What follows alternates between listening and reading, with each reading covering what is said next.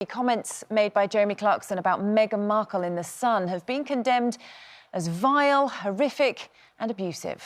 Yeah, in his column, he wrote, Meghan, though, is a different story. I hate her, not like I hate Nicola Sturgeon or Rose West. I hate her on a cellular level. At night, I'm unable to sleep, dreaming of seeing her made to parade naked through streets of every town in Britain while the crowds chant shame and throw lumps of excrement at her. Well, joining us to discuss his comments are broadcasters Emily Sheffield and journalist Alex Phillips. Good morning to both of you. Thanks for joining us this morning. Yeah, I mean, it's fair to say there's been a huge amount of comment about this already, hasn't there? It's quite... There's a lot of people that have been taken aback that he said it and it's been printed, but it's an important one to discuss. Should people be able to say this? Just reading that out then, it made me feel so uncomfortable. And all we're doing is reporting the news.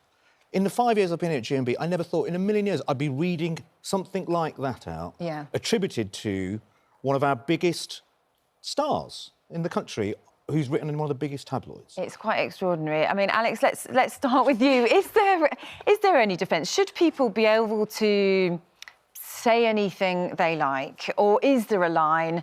And has this crossed it? Well, first of all, it's like people have just woken up and discovered Jeremy Clarkson for the first time. Anyone who's read his books or followed his newspaper columns, this is classic Clarkson. It's hyperbole, and to suggest that people think he's being absolutely serious is exaggerated to such an extent.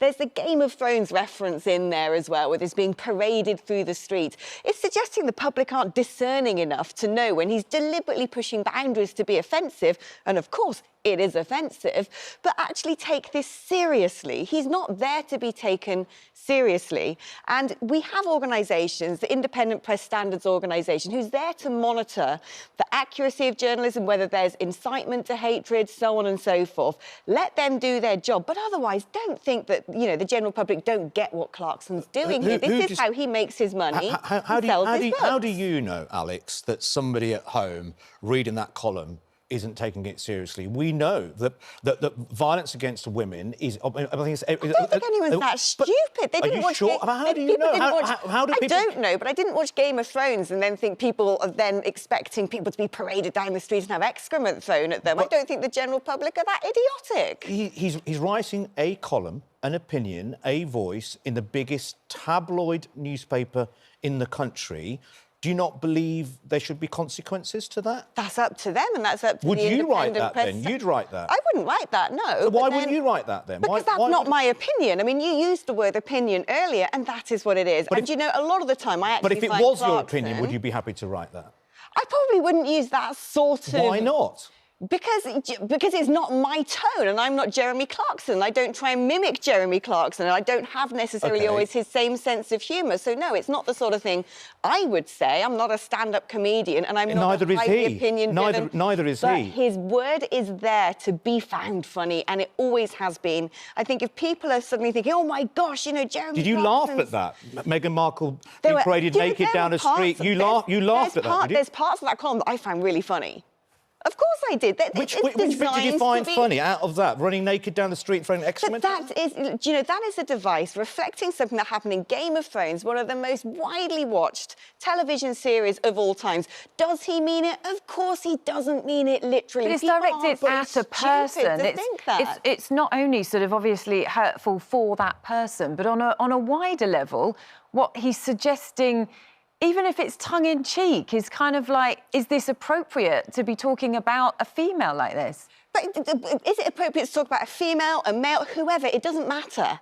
You know, this is visceral, vulgar imagery. Yes, I agree with that. But I think if we start twisting this into this is active misogyny, it's hatred, it's inciting violence against women, and believe me, those topics are very dear to my heart. But these arguments about what is designed to be shocking and comedic, you don't have to like it, but you don't have to read his columns. If it's close to your heart, what does incitement to cause violence to women look like if it's not that? What does it look like then? What should we be looking out for in a tabloid newspaper in columns? For me, there are a lot more pressing issues going on that are directly dangerous to women than Jeremy Clarkson's columns. But what are we looking for? Game of Thrones. Well, OK, let's bring in Emily Sheffield. I mean, is this a line that's been crossed, do you think? Or, should we just allow this to happen? And as Alex says, well, it's up to others now to decide whether it's an incitement to violence or hatred. I think I'd just like to say that I know Jeremy Clarkson, and I sat next to him at a dinner recently, and he's an incredibly affable, brilliant broadcaster.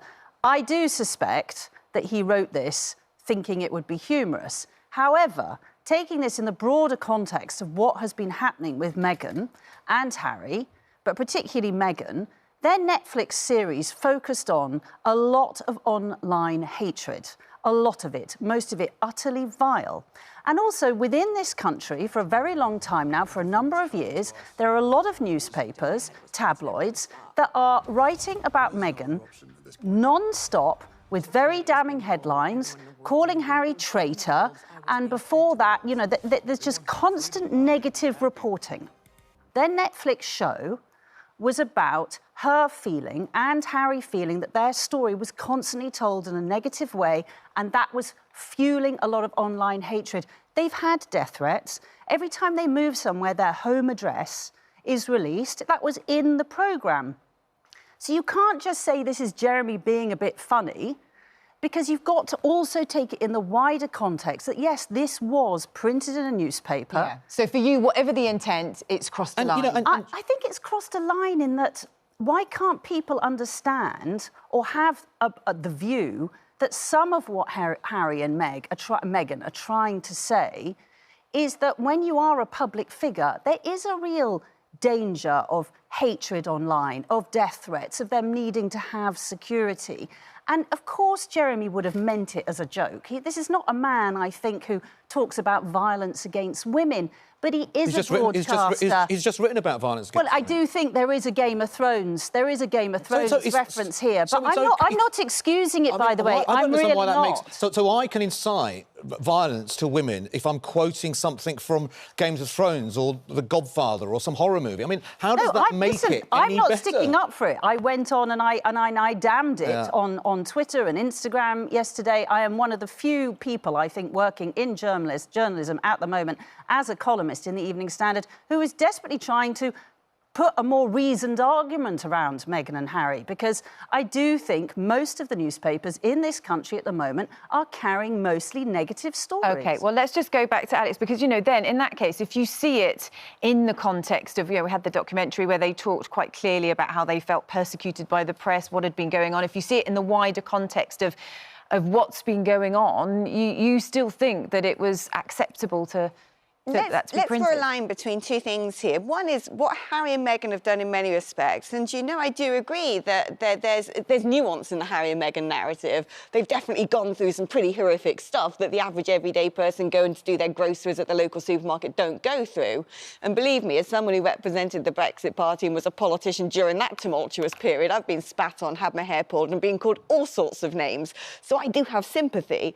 But what they've done in creating this big global six-part, $150 million, so-called documentary series, is they've attacked a country. They've attacked its unwritten constitution. They've sent a wrecking ball through the middle of the royal family in a very pernicious way, in a way that huge numbers of people around the world are likely to believe and then think Britain is some horrible racist country that shouldn't have a royal family, should become a republic.